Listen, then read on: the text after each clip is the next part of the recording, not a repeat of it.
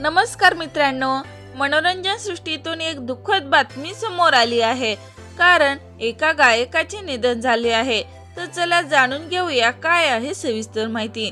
सुप्रसिद्ध गायक भूषण हजारिका यांचे धाकटे भाऊ आणि प्रसिद्ध आसामी संगीतकार यांचे मंगळवारी निधन झाले आहे.